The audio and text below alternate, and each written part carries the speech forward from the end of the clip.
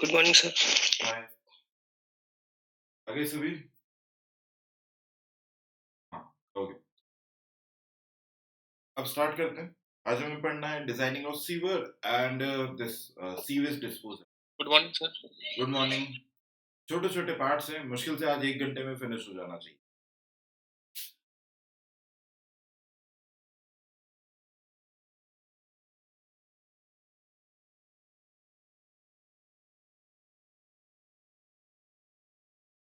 Design of sewers. Sewers basically क्या होते हैं? सीवर्स कुछ नहीं, सीवर्स पाइप हैं जो सीवेज को कैरी करते हैं। तो जो हमने एफएम में पाइप फ्लो के कॉन्सेप्ट पढ़े हैं वही यहाँ पे यूज होने वाले हैं। इसलिए हमारा ये जो डिजाइनिंग वाला पार्ट है बहुत छोटा हो जाएगा, लंबा, इसमें ज्यादा टाइम नहीं लगेगा। मैं आपको डिटेल से सारी चीजें बता दूंगा। ठीक है? अब इसके अंदर मतलब आपको पता है जैसे ही सीवर में पानी जाता है तो छोटे छोटे डिस्टेंसेस पे मैनहोल्स भी होते हैं। मैनहोल्स बोले तो दे आर जस्ट जो नीचे गटर होता है, गटर में एंटर करने के लिए जो जगह होती है that is called a manhole.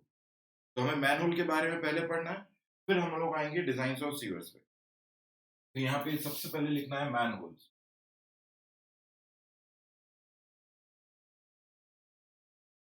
Manholes इसके बारे में थोड़ा सा लिखना है, फिर हाइड्रोलिक कैरेक्टरिस्टिक्स स्टार्ट करेंगे। तो इसमें थ्योरी लिखना है। Manholes are provided, लिखना शुरू करना है। Manholes are provided along the length of sewer. Manholes are provided along the length of sewer in order to ensure in order to ensure maintenance of sewer. In order to ensure maintenance of sewer. Next line. They are generally provided. They are generally provided in following conditions. They are generally provided in following conditions. First condition लिखना है। when change in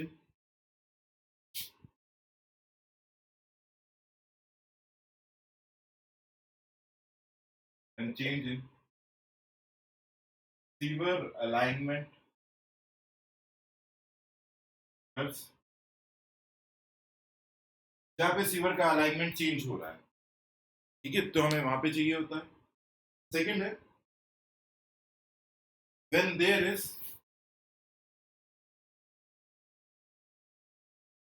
when there is a change in diameter, there is a change in diameter। Third लिखना है when two sewers when two sewers intersect each other, when two sewers intersect each other। and fourth, these are also provided these are also provided at design spacing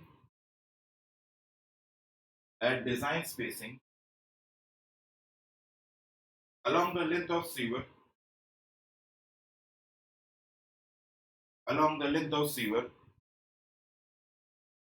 to ensure maintenance along the length of sewer to ensure maintenance।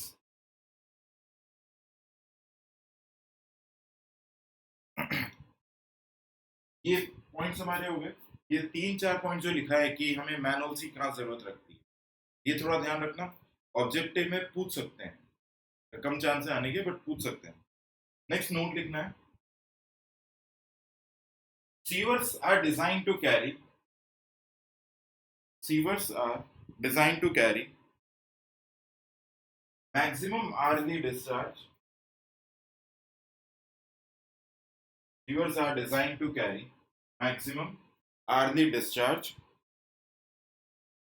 but are also checked for but are also checked for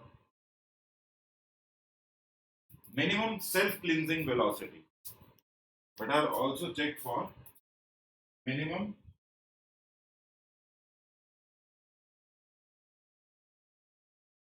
self-cleansing velocity.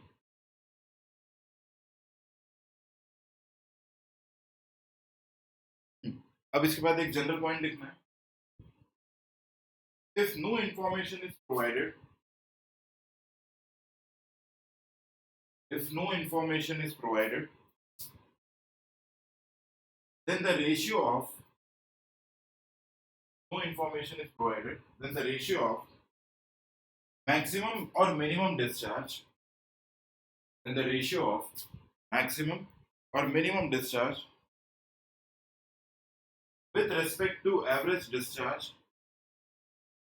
with respect to average discharge is taken as follows.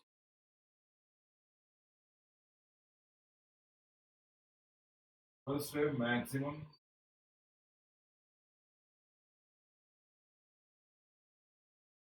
daily discharge. This is 2 times of average daily discharge. Nothing. Maximum hourly discharge. This is equal to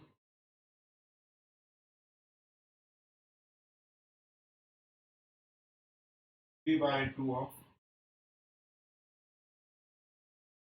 maximum daily discharge 3 times of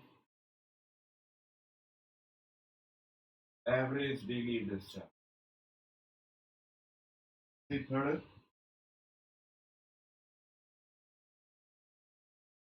minimum daily discharge. This is equal to 2 by 3 times of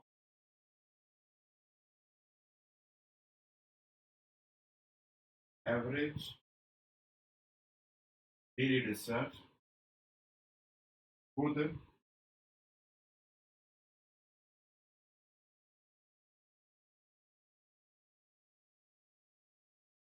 minimum hourly discharge. This is equal to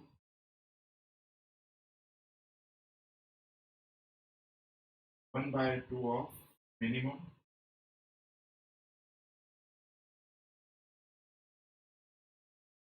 daily discharge, or is equal to 1 by 3 times of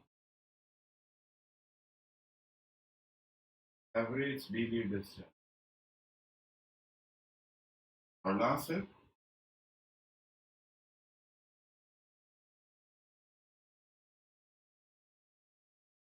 maximum hourly discharge. This is equal to 9 times of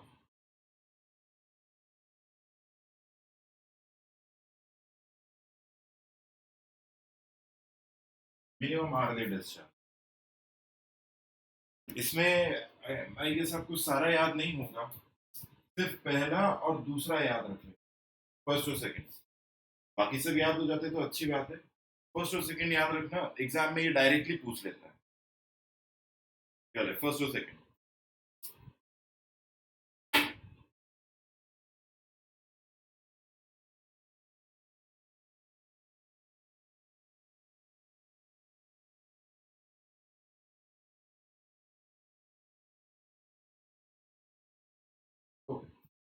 इसके बाद next लिखना है, एक general note लिखना है.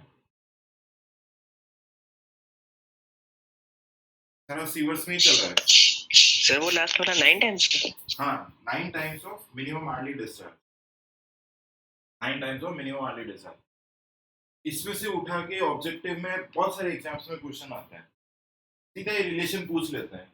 Maximum early discharge equal to x times of maximum daily discharge. तो x का value क्या है, ये चीज पूछ लेता है. इसलिए ये लिखा है.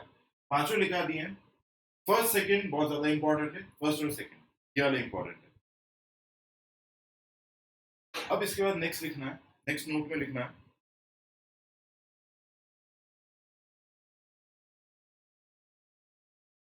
The minimum self cleansing velocity, the minimum self cleansing velocity is the velocity at which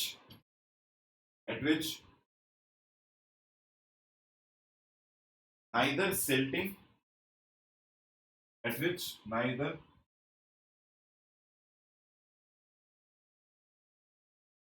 silting nor scouring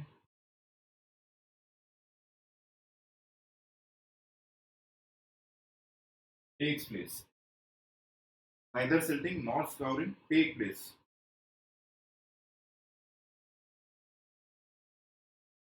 self cleansing velocity this is it. Sir एक बार रिपोर्ट कर दीजिए। हाँ, the minimum self cleansing velocity,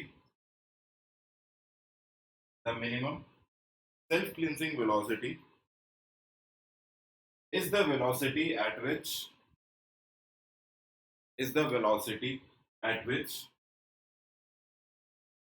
neither silting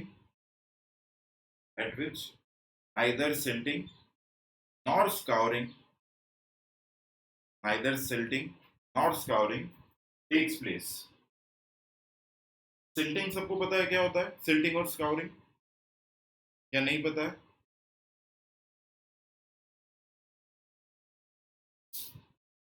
silting का मतलब होता है जैसे अगर कोई पाइप है या कोई भी ओपन चैनल है, अगर उसके अंदर वाटर फ्लो, पानी जो बह रहा है, अगर उसका वेलोसिटी बहुत कम है, ठीक है, अगर बहुत कम, बहुत स्लोली वो आगे की साइड में फ्लो कर रहा है, तो उसके अंदर सेडिमेंटेशन भी होता जाएगा अगर वो बहुत स्लोली मूव कर, तो दैट इज कॉल्ड सिल्टिंग। और अगर पानी का वेलोसिटी बहुत ज्यादा है, बहुत ज्यादा है, तो क्या होगा, जो ओपन चैनल है, ओके, ओपन चैनल है, उसका जो मटेरियल है, जैसे कंक्रीट हो गया या अर्थ हो गया, मिट्टी हो गया, कुछ भी हो गया, उसको भी अपने साथ लेके चले जाए, उसको बोलते हैं स्काउरिंग। तो वेलोसिटी ऐसा होना चाहिए जहाँ पे ना तो सिल्टिंग हो और ना स्काउरिंग, ना तो पार्टिकल सेटल करे और ना ही दूसरे मटेरियल के पार्टिकल्स उसके अंदर आए, उसको बोलते हैं मिनिमम सेल्फ क्लींजिंग वेलोसिटी। ये दिया जाता है under root 8k/f into capital G-1 into GD, where k is a constant depending upon type of given, f is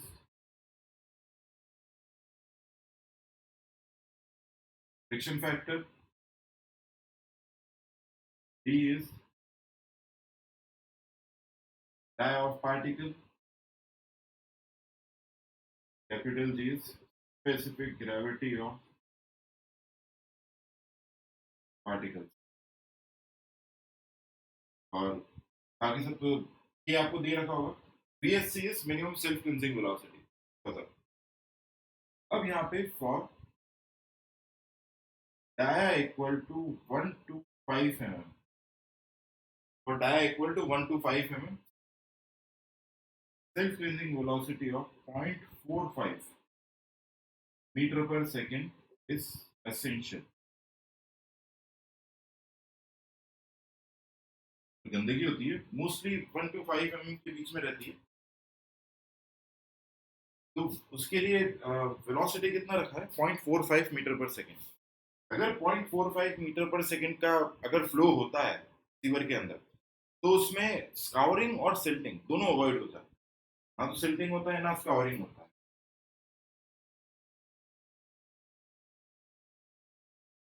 ये ठीक है, याद रखने की जरूरत नहीं है, मैं आपको बता दूंगा क्या चीज याद रखनी क्या नहीं रखना है, ये याद रखने की जरूरत, बस समझ लो कि ऐसा कुछ मिनिमम सेल्फ क्लींजिंग वेलोसिटी होता है।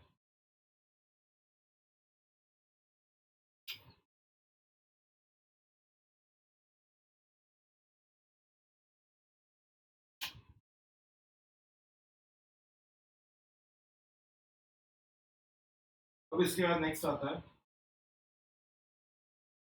hydraulic characteristics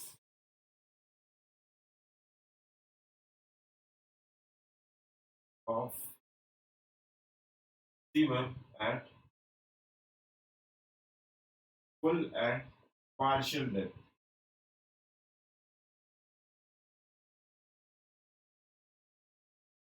Hydraulic characteristics of fever at full and partial depth.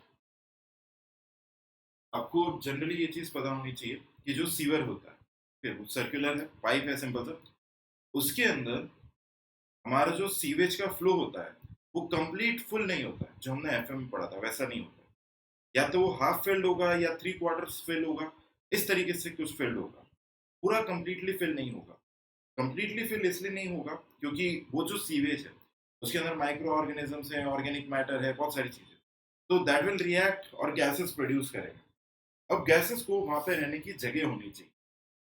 अगर जगह नहीं है तो पाइप्स के अंदर क्रैक्स हो जाएंगे बिकॉज ऑफ प्रेशर। तो इसके लिए जो सीवर होता है उसको कंप्लीटली फिल नहीं करते, पूरा फिल नहीं करते। तो यहाँ पे हमें हाइड्रोलिक कैरेक्टरिस्टिक्स पढ़नी है। स्मॉल लेटर्स डिनोट करेंगे पार्शियल डेप्थ को और कैपिटल लेटर्स डिनोट करेंगे फुल डेप्थ। ये पूरा का पूरा टॉपिक इनडायरेक्टली आप लोग एफएम में पढ़ चुके, इसलिए घबराना नहीं, बहुत सिंपल है, मैं बताता हूँ। इसमें लिखना है the sievers are designed to carry the sievers are designed to carry half or 3/4 of the total depth, half or 3/4 of the total depth as gases are generated,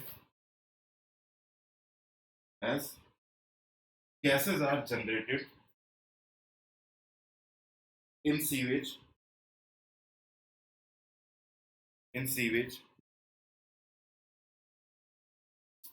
which creates excessive pressure,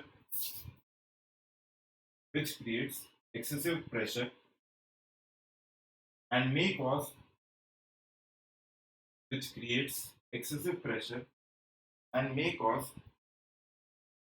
cracks in pipe,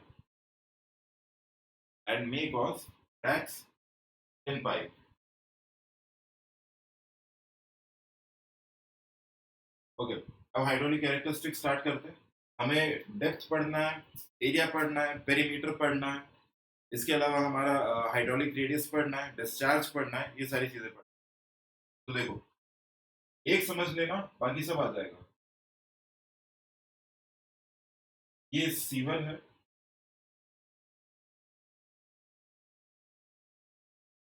ये capital D, और मान लो यहाँ जो flow हो रहा है वो कुछ समवेयर अराउंड दिस, यहाँ से कुछ स्मॉल डी डेप्थ पर फ्लो कर रहा है। इसका सेंटर हो गया वो,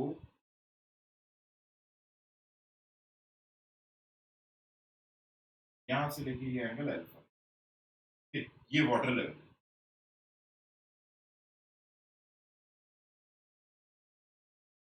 ये हमारा जनरल फिगर रहेगा सभी के लिए। हम जितने भी कैरेक्टरिस्टिक्स पढ़ेंगे उसमें सब में एक ही फिगर रहेगा, तो एक समझना, बाकी सब आसानी से आ जाएगा। यहाँ पे नाम दे देते हैं, ए, बी और सी, ठीक है। अब देखो, पहला कैरेक्टरिस्टिक लिख रहे हैं, फर्स्ट कैरेक्टरिस्टिक इज डेप्थ, ठीक है। डेप्थ हम लोग क्या लिख सकते हैं, और यहाँ पे एक पॉइंट लिख देते हैं ई। स्मॉल डी किसके बराबर हो जाएगा, ओ ई माइनस ओ सी, है ना। देखते जाना, एक समझ में आएगा बाकी सब आ जाएगा। स्मॉल डेप्थ को किसके बराबर लिखेंगे, ओ ई माइनस ओ सी। अब ओ ई हमारे लिए क्या है, capital D by two minus O C, D by two minus O C. अब मुझे ये भी पता है कि कितना हो जाएगा, डी बाई टू, डायमीटर का हाफ है, रेडियस है हर जगह, ये डी बाई टू है, तो क्या ओ सी हम लोग निकाल सकते हैं। ये एंगल कितना आएगा, alpha by two, this will be alpha by two. तो यहाँ पे ओ सी को हम लोग क्या लिख सकते हैं, OC is equal to D/2 cos α/2। तो इसको उठा के यहाँ रख देते,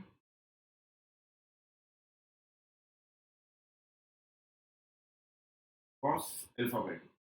थोड़ा सा सॉल्व करेंगे, ये हो जाएगा D/2 इंटू 1 माइनस cos α/2, ऐसे लिख 2D upon capital D, this is equal to 1 minus cos α/2। Alpha थोड़ा सा देख लेना, अल्फा क्या है, हमारे टोटल एंगल था पूरा। ये हमारा पहला रिलेशन आया। इस पहले रिलेशन से हम लोग बेसिकली अल्फा का वैल्यू निकालेंगे। हमें डेप्थ बता रखा होगा, कितने डेप्थ पे फ्लो कर रहा है, और इस पाइप का डायमीटर कितना है ये बता रखा होगा। तो यहाँ से हम लोग बेसिकली अल्फा का वैल्यू निकालेंगे। यहाँ पे ये चीज ध्यान रखना, स्मॉल डी हमारे लिए क्या है, डेप्थ एट पार्शियल फ्लो। जब पार्शियल फ्लो हो रहा है तब किस डेप्थ पे, और अगर फुल फ्लो हो रहा होता, पूरा कंप्लीटली भर के चल रहा होता, तो कैपिटल डी कुछ होता। ओके, वही मैं बोला था, स्मॉल लेटर्स जो है वो डिनोट करेंगे पार्शियल डेप्थ को, और कैपिटल डिनोट करेंगे फुल डेप्थ को। ये हमारा फर्स्ट हुआ डेप्थ वाला। अब देखो नेक्स्ट देखना, पेरीमीटर। यहां से हम लोग अल्फा का वैल्यू निकाल लेंगे। कितना आता है,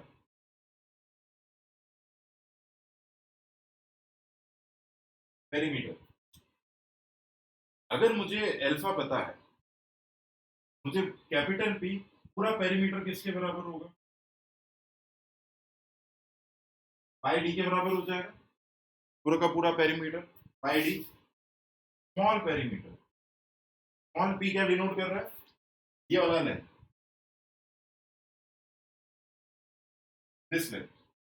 तो ये length A E B equal to length of, लिखते ए ई बी। ओके, तो अब यहाँ पे ए ई बी किसके बराबर होगा,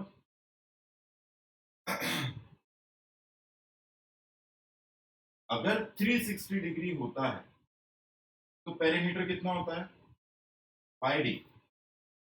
1 डिग्री रहेगा तो पेरीमीटर कितना रहेगा, पाई डी बाय 360 डिग्री। तो अल्फा डिग्री रहेगा तो पेरीमीटर कितना हो जाएगा, pi D upon 360 into alpha. ये पेरीमीटर होगा स्मॉल पी, अल्फा एंगल के लिए। ठीक है, तो यहाँ पे पी हमारे पास कितना आएगा, pi D upon 360 into alpha.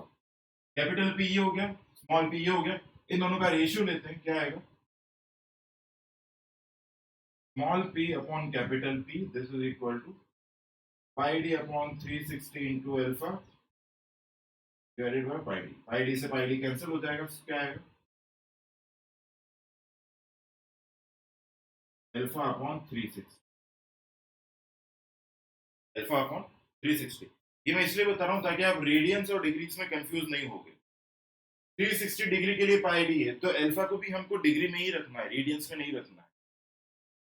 ठीक है, स्मॉल पी अपन कैपिटल पी कितना आ रहा है, अल्फा बाय 360। अल्फा आपको इस इक्वेशन से मिल जाएगा, यहाँ से स्मॉल डी कैपिटल डी बता रखा होगा, यहाँ से अल्फा निकल आएगा।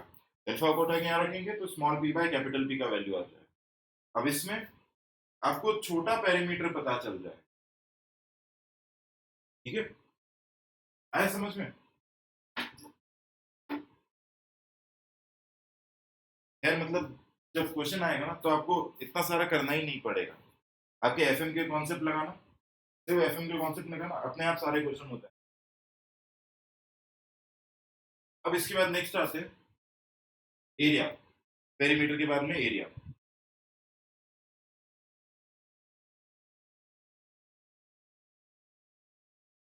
फिगर यही है, बी एरिया। कैपिटल ए किसके बराबर आएगा, pi D square by 4 complete area. Small A किसके बराबर आएगा, एरिया ऑफ शेडेड रीजन। किसके बराबर है, एरिया ऑफ शेडेड रीजन। अब शेडेड रीजन का एरिया निकालना है, तो this is equal to area of this sector O A E B O minus area of triangle O A C B. इस area of sector में से area of triangle minus कर देंगे तो शेडेड रीजन का एरिया आ जाएगा। तो ये निकालते हैं, एक एक करके निकालते हैं। Area of O A E B O ये निकालना है, ये वाला पूरा के पूरे सेक्टर का एरिया। तो सेक्टर का एरिया इसी तरीके से जैसे हमने पेरीमीटर निकाला था, ये लॉजिक लगा के निकालेंगे।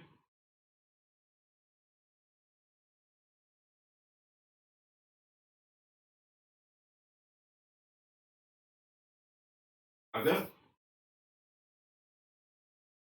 360 डिग्री होता है तो एरिया कितना आता है, pi D square by 4। 1 degree होगा तो pi D square by 4 into 360 degree. और अगर अल्फा डिग्री हुआ कितना आएगा, pi D square upon 4 into 360 into alpha. ठीक है, ये तो हमारा आ गया ये वाला ओ ए ई बी ये वाला एरिया। तो ये एरिया आ रहा है pi D square by 4 upon 360 into alpha. अब area of O A C B,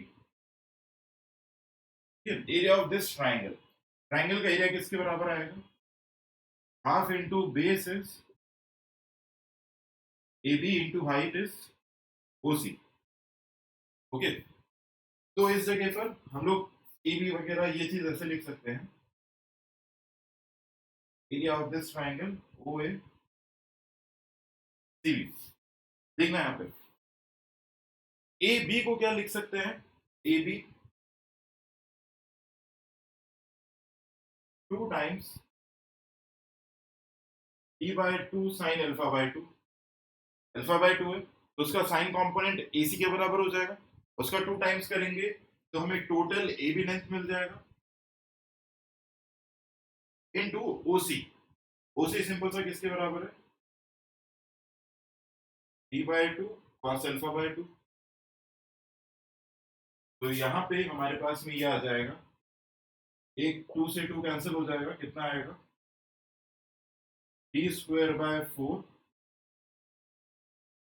sign alpha by 2 into cos alpha by 2। अब चाहो तो इसको थोड़ा और सिंप्लीफाई कर सकते हो, ना भी करोगे कोई खास फर्क नहीं पड़ेगा। तो यहाँ पे हमें ये एरिया मिल गया है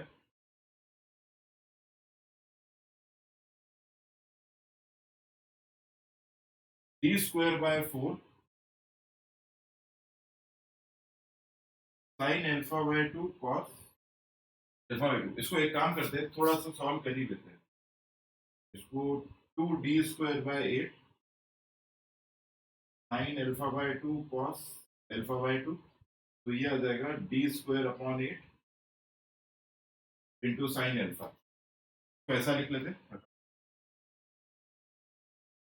d square by 8 into sine alpha. तो अब बस इन दोनों को माइनस करते हैं, तो माइनस करके थोड़ी सी जगह और चाहिए।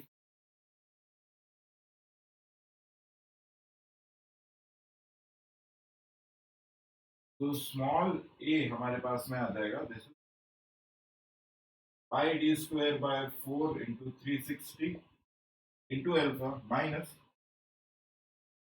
D square bye 8 into sine alpha. और कैपिटल A है पाई डी स्क्वायर बाय 4। इन दोनों को डिवाइड करते हैं, क्या आएगा, कैपिटल A से 4 पाई डी स्क्वायर और 4 कैंसिल हो जाएंगे, कितना आएगा alpha upon 360 minus sine alpha upon 2 sine alpha upon 2 पाई। समझ में आ रहा है क्या हो रहा है ये सिर्फ हम शॉर्टकट्स कर रहे हैं, अगर आप ये नहीं भी लगाओगे तब भी क्वेश्चन हो जाएगा, कोई प्रॉब्लम नहीं है उसमें।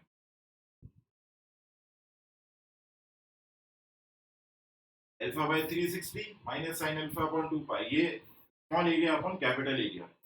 पार्शियल डेप्थ और फुल डेप्थ के लिए। अब इसके बाद फोर्थ आता है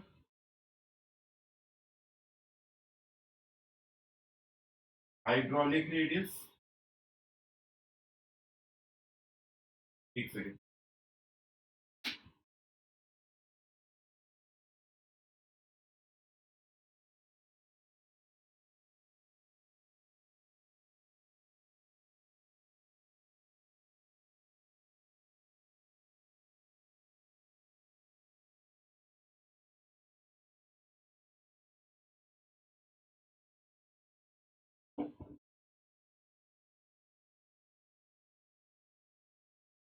हाँ हाइड्रोलिक रेडियस पे आते हैं।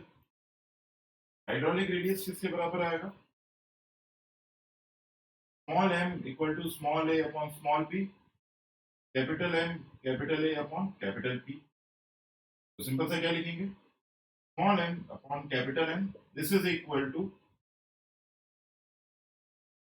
ए upon A upon P by P, small P by capital P.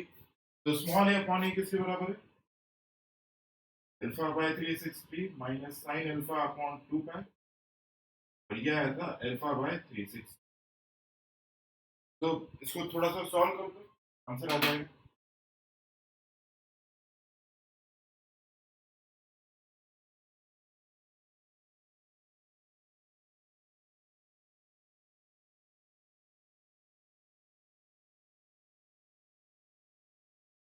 ले लेंगे, ये आ जाएगा 1 minus 360 sine alpha upon 2 pi alpha. Hydraulic radius के लिए आ गया। क्वेश्चन ऐसा दे देता है कि आपको अल्फा का वैल्यू बता देगा ऑब्जेक्टिव में, अल्फा का वैल्यू बता देगा और स्मॉल एम का वैल्यू पूछेगा।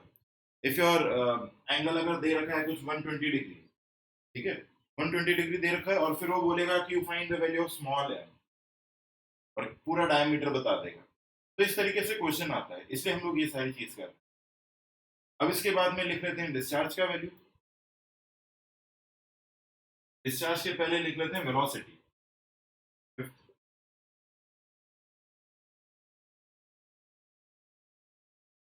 वेलोसिटी वेलोसिटी किसके बराबर होता है? C under root M I, और is equal to half into, half नहीं,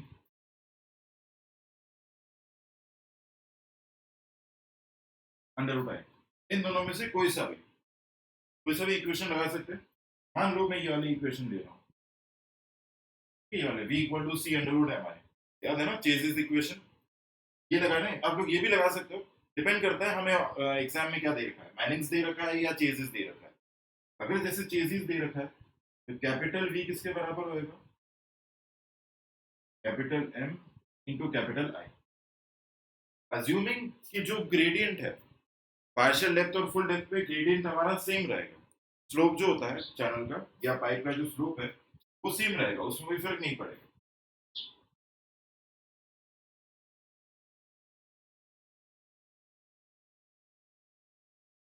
यहाँ क्या आएगा?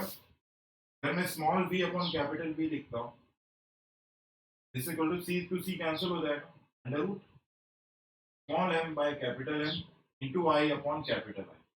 अगर ये दोनों सेम दे रखे हैं, आई और कैपिटल आई सेम दे रखे हैं, तब तो ठीक है। नहीं दे रखे हैं तो ये अलग अलग लेके चल लेना।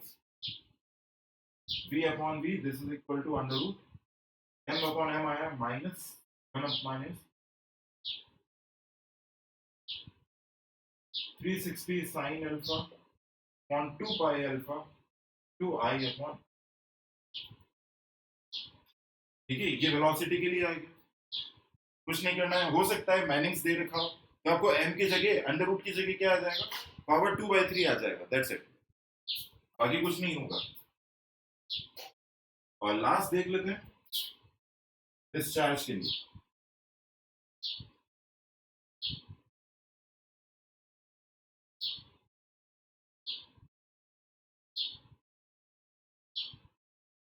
डिस्चार्ज,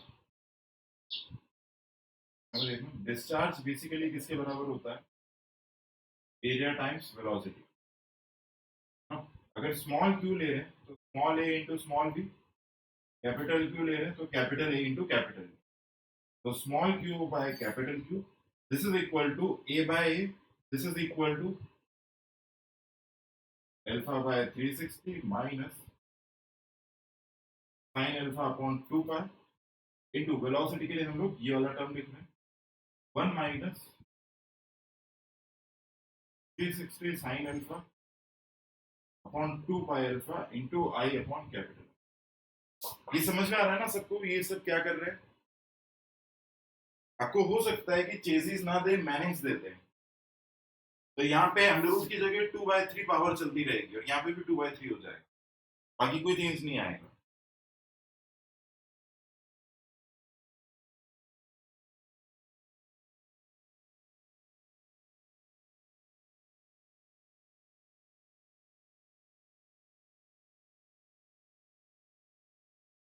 अब देखो इस पर बेस्ड न्यूमेरिकल कैसा है, बिल्कुल आसान सा न्यूमेरिकल है, बहुत सीधा सा, बहुत सिंपल सा न्यूमेरिकल है।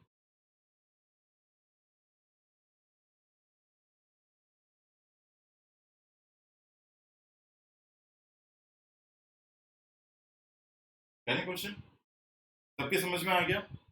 ईशा कस्तूरी, मनीष, रिजवान, आप सबको समझ में आया? कहीं पे कुछ भी प्रॉब्लम है? Yes sir. चलो अब एक क्वेश्चन करते हैं। ये कुछ भी याद नहीं करना, ठीक है? एक भी एक्सप्रेशन याद नहीं करना, बस ध्यान रखना कैसे आ रहा है। अगर क्वेश्चन अलग होता है तो आप लोग डिराइव करके कर दोगे इसको।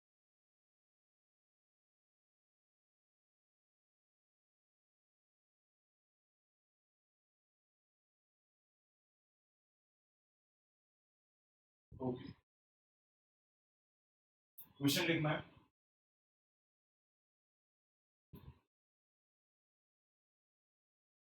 A 20 centimeter diameter sieve, 20 centimeter dia sieve is laid at a slope of 0.004, is laid at a slope of 0.004 and is designed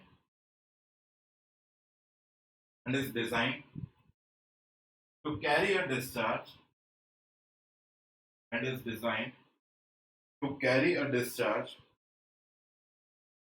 depth of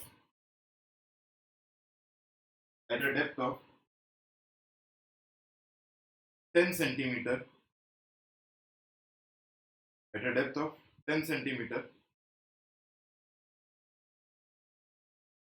with Manning's equal to 0.014.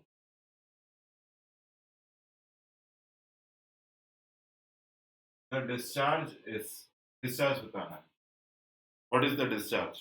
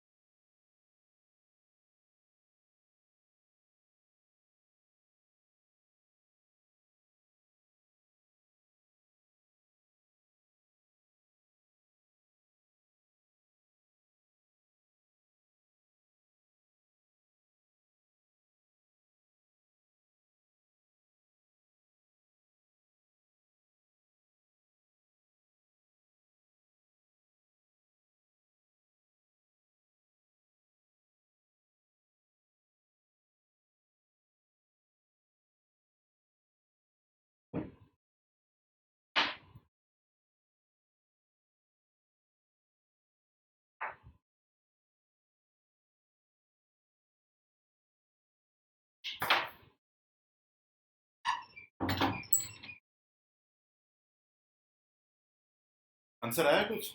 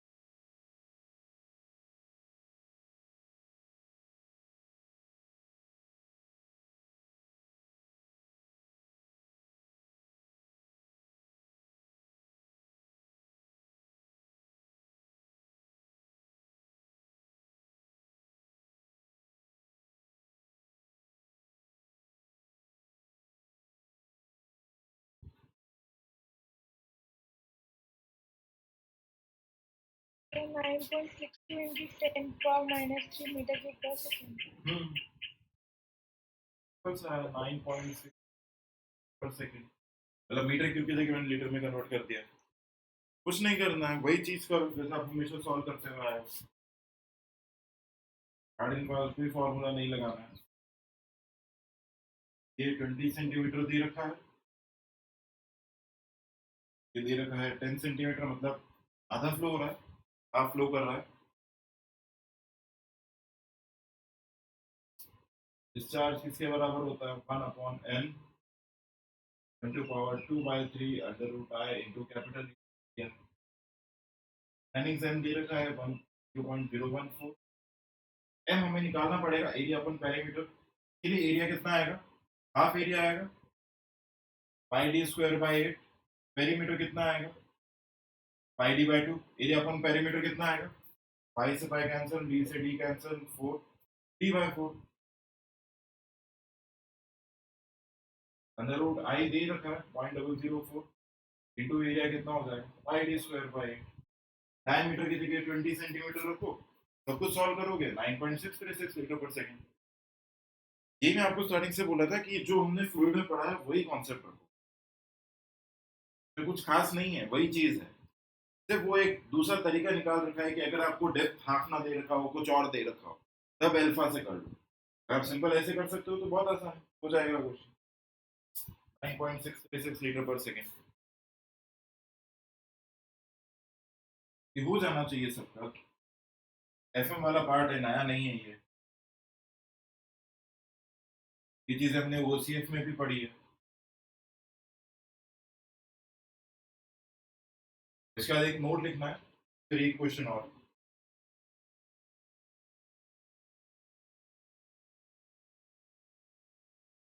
One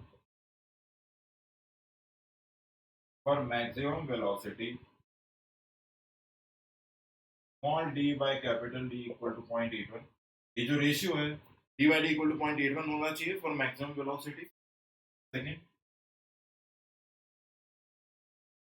for maximum discharge D upon D equal to 0.95। Values को differentiate करके final equations बता रखी है।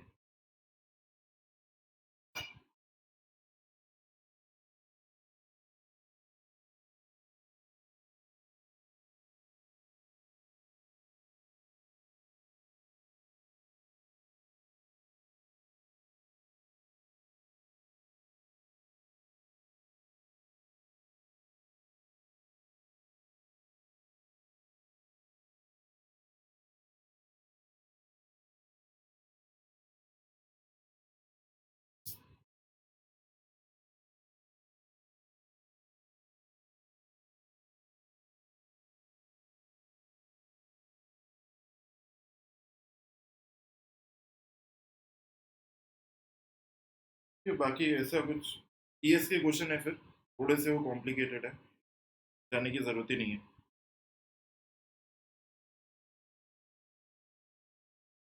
Okay, अब एक note और लिखना है, इसी के साथ लिख देते हैं। Third, ground corrosion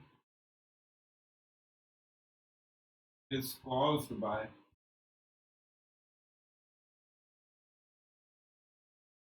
H2S gas. Ground corrosion is caused by H2S gas.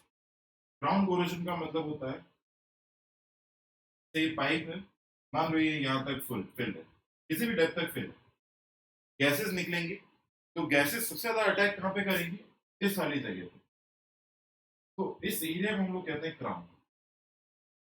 ठीक है, और मेजर जो क्रैक्स आते हैं that is because of H2S gas. Major जो क्रैक्स आते हैं H2S गैस, सिंस उसका एटॉमिक वेट ज्यादा है, ठीक है, और ये ज्यादा मतलब ये ज्यादा कॉज करती है, हैम्पर करती है, उसको बोलते हैं क्राउन कोरोजन। किससे होता है? H2S gas. ये था हमारा पूरा का पूरा दिस डिजाइनिंग ऑफ सीवर। इसके अंदर आपको और भी दूसरी चीज पूछ सकते हैं जो एफए में पढ़ा, जैसे शियर स्ट्रेस पूछ लेगा। शियर स्ट्रेस किसके बराबर होता है किसी पाइप में अगर वाटर फ्लो कर रहा है तो? पाइप में या ओपन चैनल में नाव किसके बराबर होता है? Sir gamma into I into. हाँ एग्जैक्टली, बहुत अच्छे। इसके बराबर gamma into M into I. Shear stress gamma M into I to gamma R S. एक ही बात है, M equal to R, M की जगह आर रखा हुआ है और आई की जगह एस है, स्लो सिर्फ नोटेशन चेंज है भैया। तो आपसे ऐसा ये वेरिएशन पूछ सकते हैं, ठीक है, कि अगर पूरे पे शियर स्ट्रेस दे दिया तो स्मॉल पे शियर स्ट्रेस क्या रहेगा। फ्रॉड्स नंबर का वेरिएशन पूछ सकता है।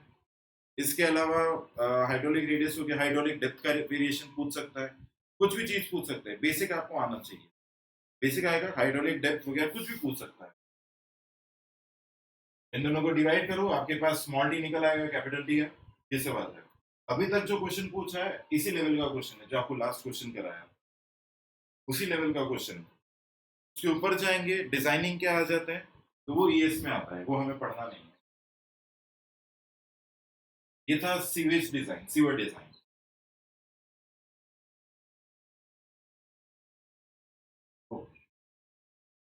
अब इसके बाद आते हैं सीवेज डिस्पोजल।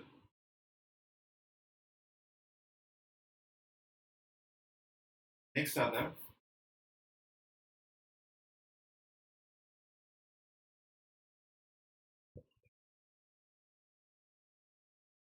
Sewage disposal. देखो, सीवेज डिस्पोजल ऐसा काम है, भले आपने ट्रीटमेंट बहुत अच्छा कर दिया, बट अगर डिस्पोजल अच्छा नहीं तो जो भी काम किया है सब बेकार होगा। डिस्पोजल, मान लो आपने सीवेज को बहुत अच्छा ट्रीट कर दिया, उसका बीओडी वीओडी सब खत्म कर दिया, और उसको डिस्पोज किसी अच्छी बड़ी रिवर में नहीं किया, तो क्या होगा? जिस छोटी रिवर में डिस्पोज करेंगे वो पूरा का पूरा गायब हो जाएगा। सेम सेम चीज हुआ है ताजमहल के पीछे जो रिवर है यमुना, जिसके अंदर बार बार बार बार मथुरा फैक्ट्री का वेस्ट आता है, वहाँ की जो इंडस्ट्रीज होती है उनका वेस्ट आता है, और वेस्ट इतना ज़्यादा खतरनाक होता है कि उसमें नाइट्रोजन फॉस्फोरस का कंटेंट बहुत ज़्यादा होता है, एंड इवन क्रोमियम का कंटेंट बहुत ज़्यादा होता है। ये कंटेंट ज़्यादा होने से जो एक्वेटिक लाइफ है वो वहाँ पे पूरी की पूरी हैम्पर हो गई, पूरी खराब हो गई। तब ताजमहल के पीछे जाके देखोगे तो यमुना नदी की जगह वहाँ पे नाला बहता है, ये सिनेरियो होता है। और ऐसे ही बहुत पहले साबरमती थी, कौन सी थी मुझे याद नहीं, वो रिवर भी इसी के कारण गायब हुई। ठीक है, सीवेज डिस्पोजल अच्छे से होना चाहिए। तो अब इसमें लिखना है, थोड़ा सा थ्योरी लिखना है।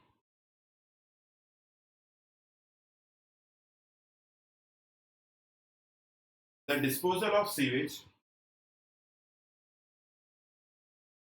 of sewage can be done in following two ways. The disposal of sewage can be done in following two ways. First लिखना है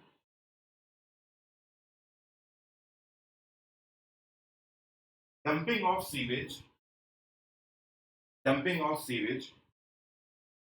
into running water, dumping of sewage into running water, and this process is called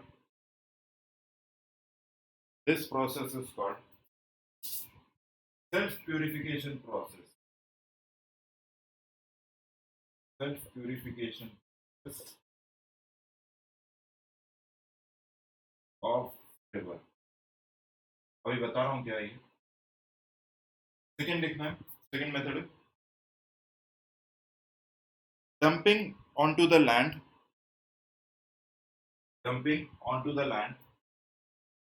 which is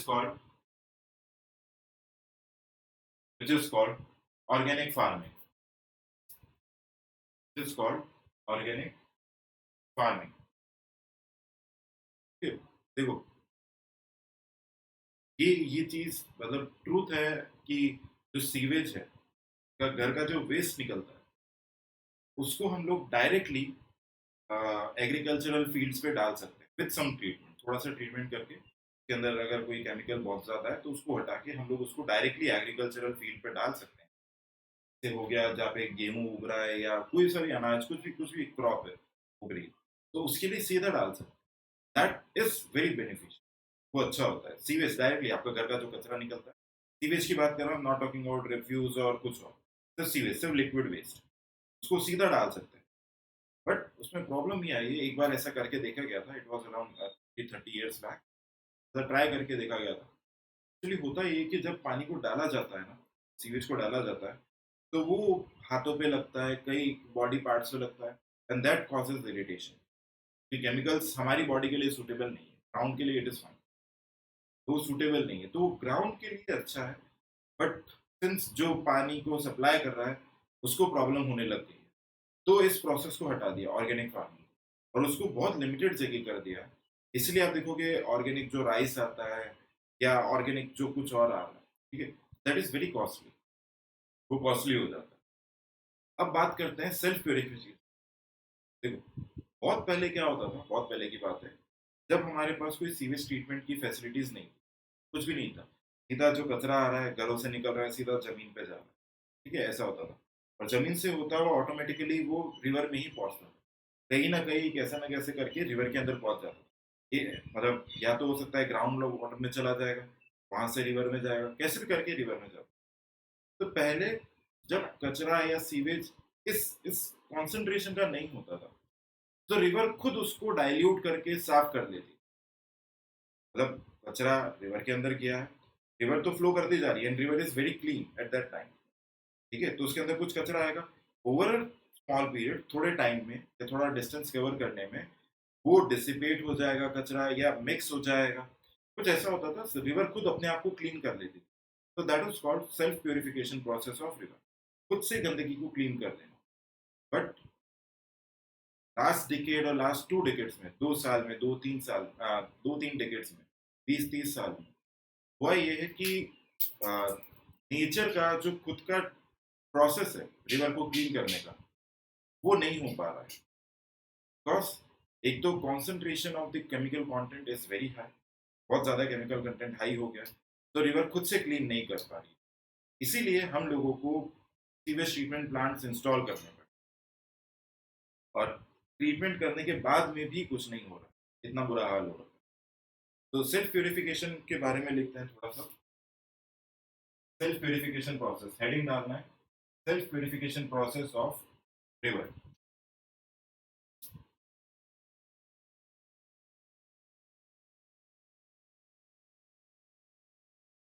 The self-purification ability of river.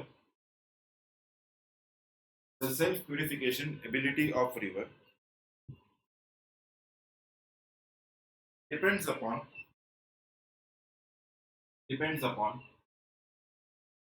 following parameters. Depends upon following parameters. First, the quality of raw sewage. The quality of raw sewage. Second,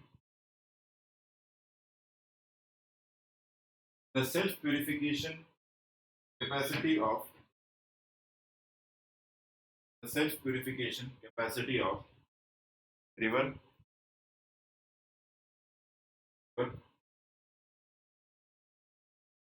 and third है the utility of river water. The utility of river water. मतलब simple सा समझ में आ रहा है ना, self purification हो क्या रहा है, कचरा ले रहे हैं, कचरा सीवेज कुछ भी है उसको नदी के अंदर डंप कर रहे हैं, रिवर के अंदर डंप कर रहे हैं, तो वो रिवर खुद ना खुद थोड़ा सा सेल्फ प्यूरिफिकेशन करेगी, उस सीवेज को खत्म करने की कोशिश करेगी, जितना उसका लिमिट है। नहीं कर पाएगी तो हमें ट्रीटमेंट प्लांट्स इंस्टॉल करने पड़े। नेक्स्ट लाइन में लिखना है the river has self purification ability. The river has self purification ability through which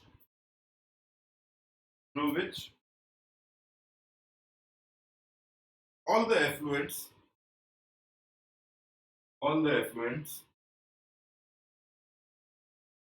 are treated by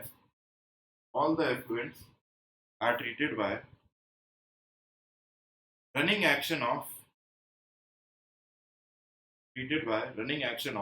river,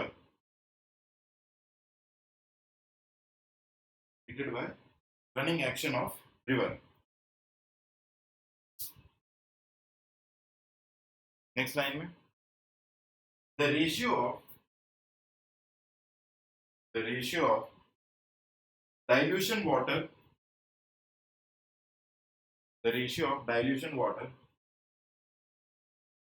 to the quantity of sewage is called dilution factor.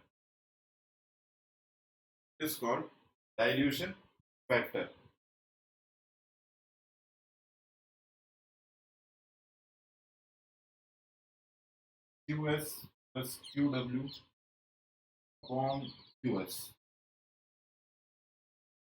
वैसा ही है जैसे आप BOD में पढ़ते थे, VS plus VW upon VS, dilution factor. Next line में लिखना है the river self purification process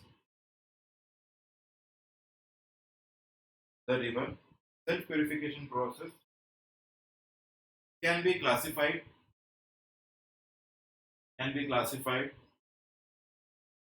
in 4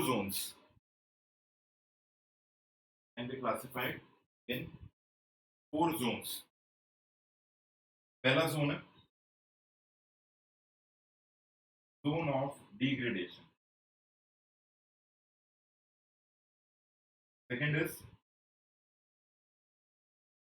zone of active decomposition.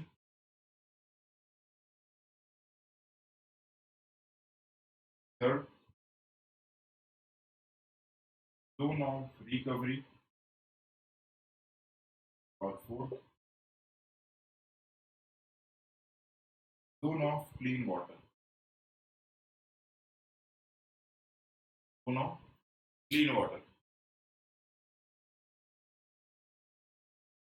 First heading लिखना है जोन ऑफ डिग्रेडेशन, सबके बारे में थोड़ा थोड़ा लिखना है। आपको ये ऑर्डर ध्यान रखना है, एग्जाम में जो आता है इनके अंदर से क्वेश्चन नहीं आता, क्वेश्चन आता है यूजर्स अरेंज दिस, जिस ऑर्डर में होते हैं उस ऑर्डर, इसी ऑर्डर में ध्यान रखना है।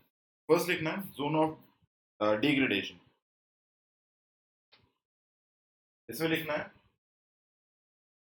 This zone is formed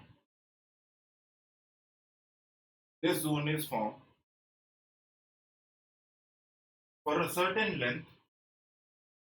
This zone is formed for a certain length just below the point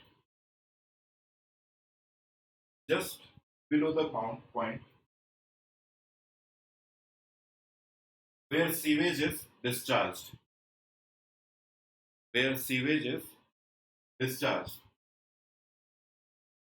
Isha ये जो क्वेश्चन पूछा था ना वो अब इससे हो जाएगा, ये वाला पढ़ना फिर वाला क्वेश्चन ट्राई करना कि डाउन स्ट्रीम पे हो रहा है अपस्ट्रीम पे हो रहा है, वो अब हो जाएगा।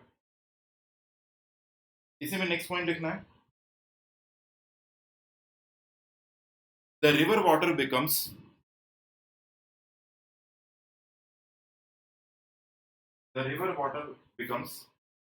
dark and turbid. The river water becomes dark and turbid with the formation of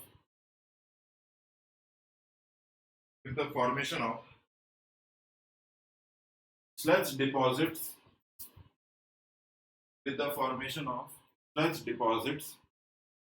at the bottom.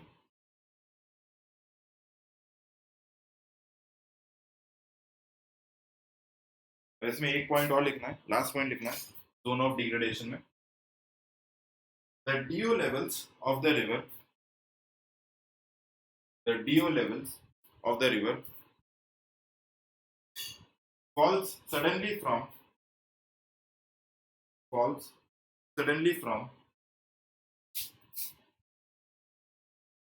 100% saturation level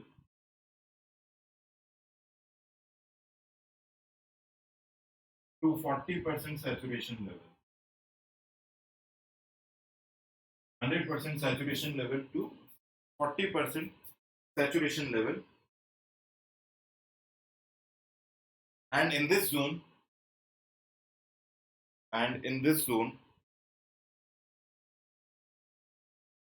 all the algae is killed,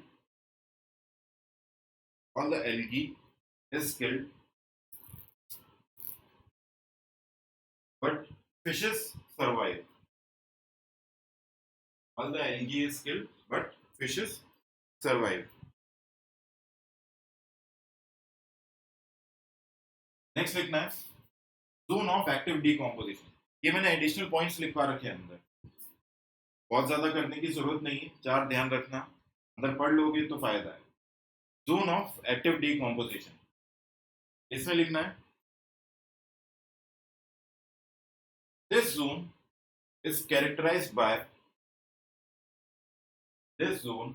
is characterized by heavy pollution.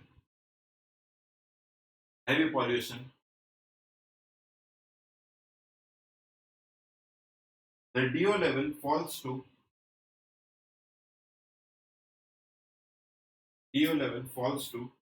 0,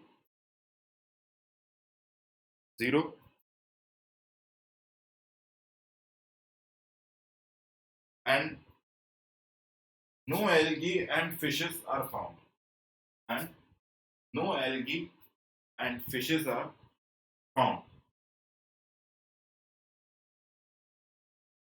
ऐसे पूछ सकता है कि एक्वेटिक लाइफ कहाँ पे खत्म हो रही है, तो that is it, zone of active decomposition.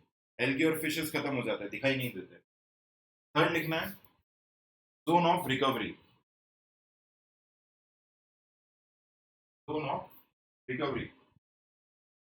इसमें लिखना है in this zone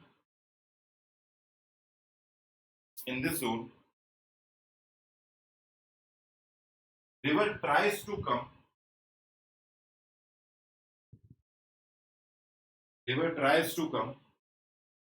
to its original level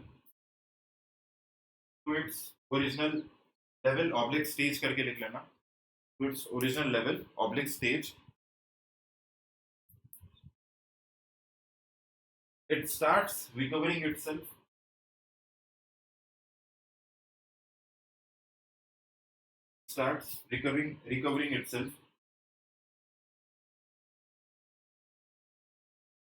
DO level rises again.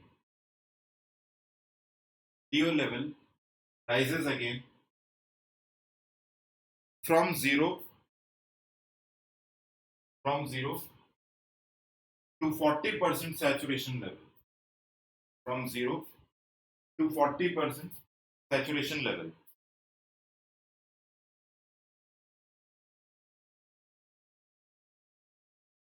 Next लिखना है, लास्ट है zone of clean water.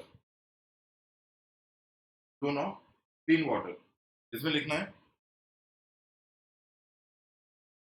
The river attains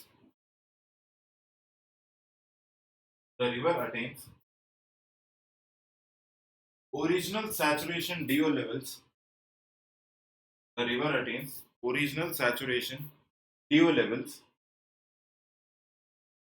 of 100%,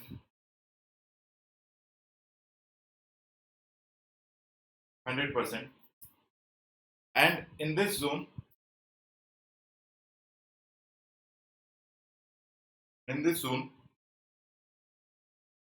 aquatic life prevails, and in this zone, aquatic life prevails.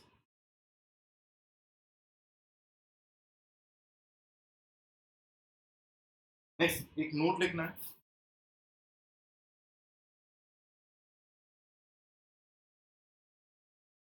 C water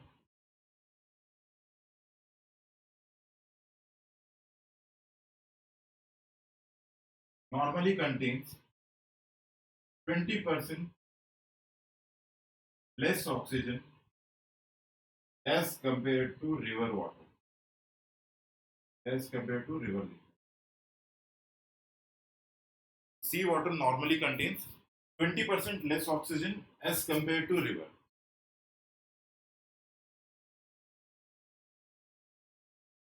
तो अभी एक दो question कर लेते हैं.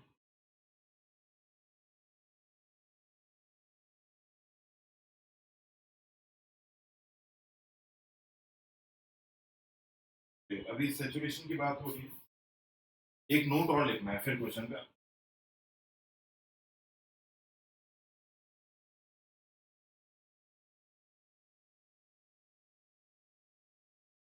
एक नोट और लिखना है. फर्स्ट है saturation DO at 0 degree Celsius. This is 14.6 milligram पर लीटर. सैचुरेशन DO का मतलब है मैक्सिमम DO कंटेंट कितना है, डिसॉल्व्ड ऑक्सीजन कितना है. 0 डिग्रीज पे 14.6 मिलीग्राम पर लीटर है. 20 degree Celsius this is 9.2 milligram पर लीटर.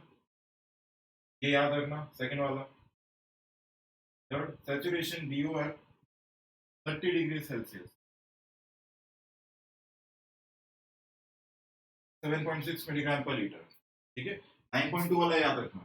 सैचुरेशन मैक्सिमम जो कंटेंट होता है 9.2 मिलीग्राम पर लीटर एट 20 डिग्री सेल्सियस, और मिनिमम किसी भी टेम्परेचर पे मिनिमम इज ऑलवेज 4 मिलीग्राम पर लीटर या 4.2 मिलीग्राम पर लीटर.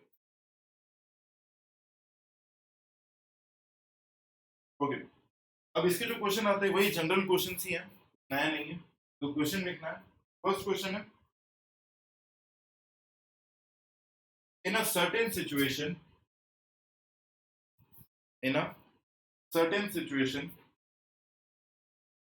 wastewater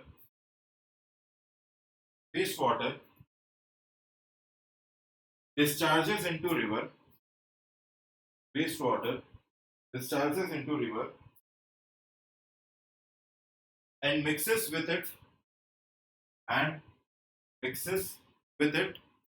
completely.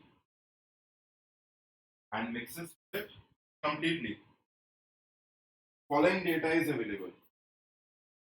कुछ नहीं, ये बोल रहा है in a certain situation wastewater discharges into river and mixes with it completely. Following data is available.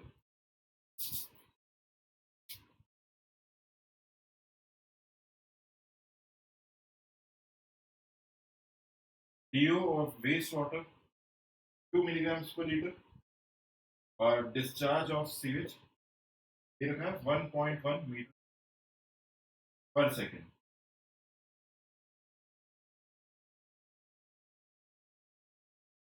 DO of river water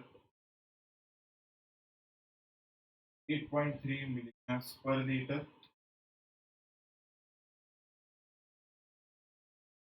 Discharge of water, this is 8.7 meter cube per second.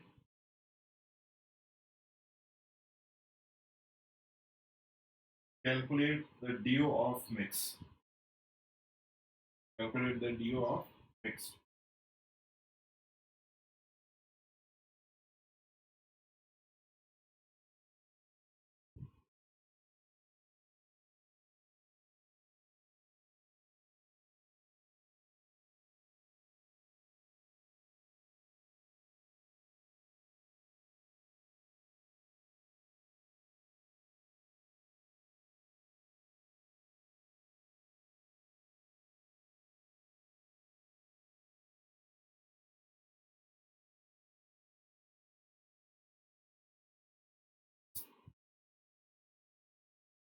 General question है बिल्कुल,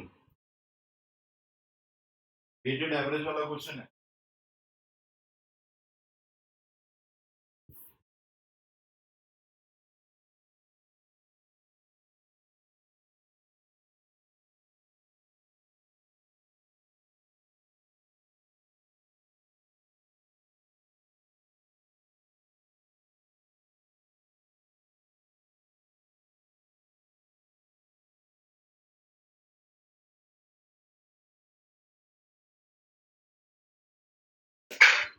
sir 8.2 नहीं 8.2 नहीं आ रहा है मनीष, 8.2 नहीं है। D of mix निकालना है, कैलकुलेशन कैलकुलेशन दोबारा से, गलत नहीं होगा वैसे। 2 into 1.1 plus 8.3 into 8.7 on 1.1 plus 8. Simple सा, ये डी ऑफ मिक्स आ जाएगा।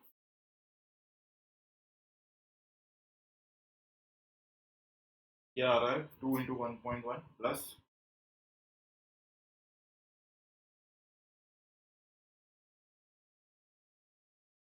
7.59।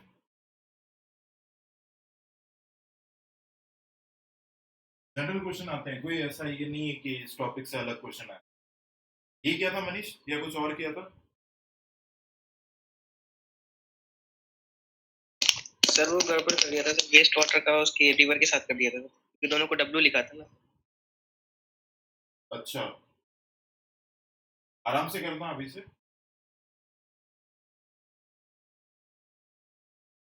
ओके, अब इसके बाद एक क्वेश्चन और है।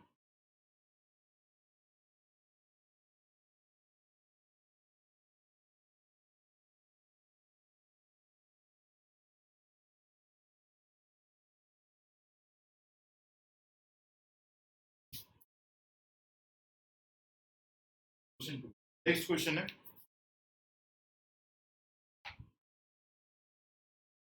a river before its entry, a river before its entry into a town, a river before its entry into a town had a discharge of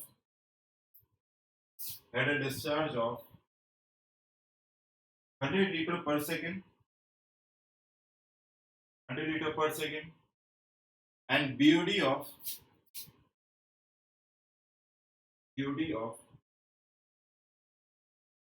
30 milligrams per liter, and BOD of 30 milligrams per liter. Oh, sorry. This is not 30, ये 20 है.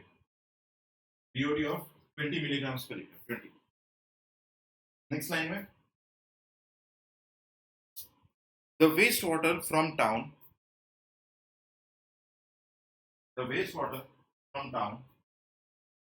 has a BOD of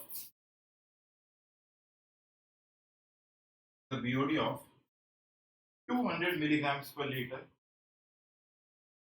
BOD of 200 milligrams per liter at a certain discharge. 200 milligrams per liter at a certain discharge. After mixing,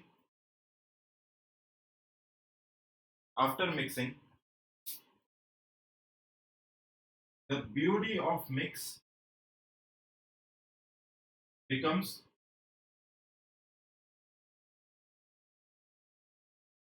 50 milligrams per liter. BOD of mix becomes 50 milligrams per liter. Determine the dilution factor.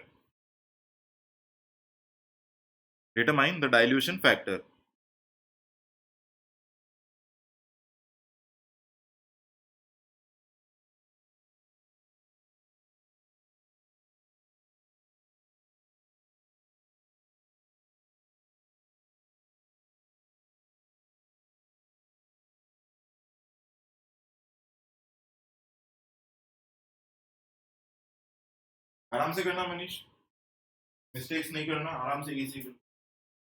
Concept सही जाए तो at least ये ना हो कि calculation mistake हो रही है।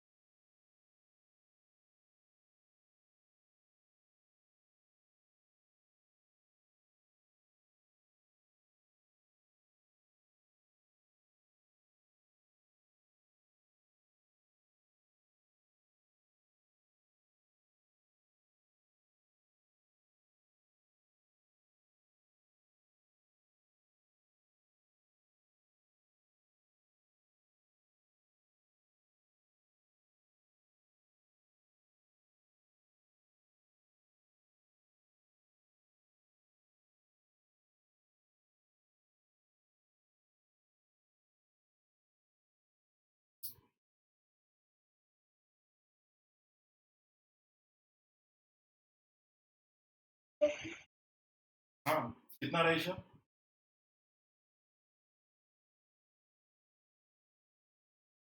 आवाज नहीं आ रही है सर, क्या बोल रही है? सर 6. हाँ 6, डाइल्यूशन फैक्टर 6 आना चाहिए। कुछ नहीं करना है, 200 मिलीग्राम पर लीटर के कॉरेस्पॉन्डिंग आपको डिस्चार्ज निकालना है, डिस्चार्ज और sewage.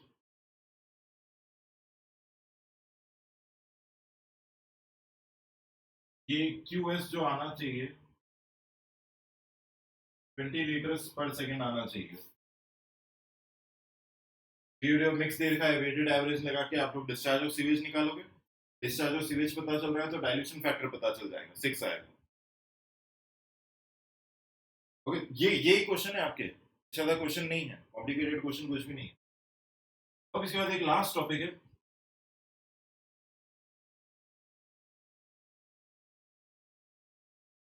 Oxygen deficit curve. Deficit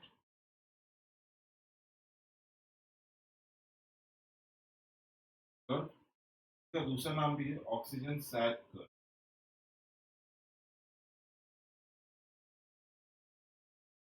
सैग कर्व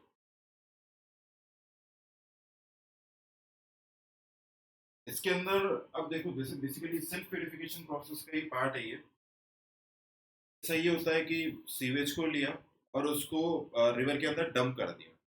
जैसे सीवेज को लेंगे और रिवर के अंदर डंप करेंगे तो इनिशियली ऑक्सीजन लेवल्स बहुत जल्दी जल्दी जल्दी जल्दी रिड्यूस होने लगे, और फिर बाद में वापस से जब रिवर वाटर अपनी ओरिजिनल स्टेज पे आता है, मतलब उसका डीओ लेवल्स फिर से इंक्रीज करने लगे। तो उसको ग्राफिकली हम लोग दिखाते हैं, और बीच में एक स्टेज ऐसा आता है जब ऑक्सीजन लेवल कम हो जाता है। ओके, तो ये फिगर कुछ ऐसा है।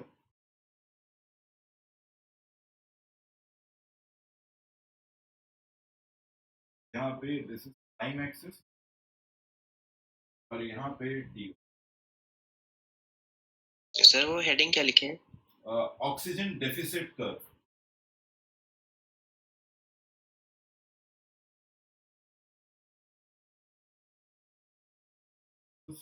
ऑक्सीजन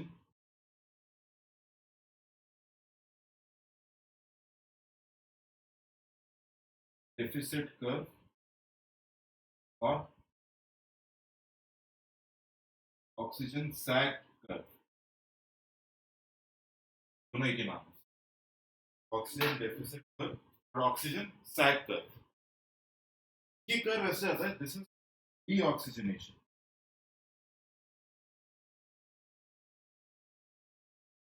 डीऑक्सीजनेशन मतलब विद टाइम क्या हो रहा है, ऑक्सीजन धीरे धीरे धीरे धीरे कम होने लग रही है।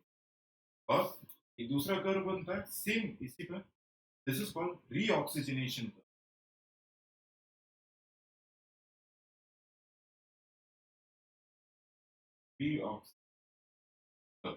मतलब धीरे धीरे वापस से जोन ऑफ डिग्रेडेशन से लेके जोन ऑफ रिकवरी या जोन ऑफ क्लीन वाटर तक आते थे।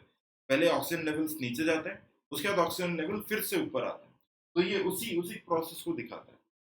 ये अलग अलग कर्व्स होते हैं जिसको एक ही में ओवरलैप किया, उसके बाद फाइनली ये कर्व बना। This is oxygen sag curve.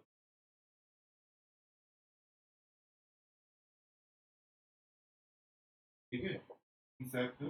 This is DO minimum, minimum DO, minimum DO 4 से कम नहीं होना चाहिए।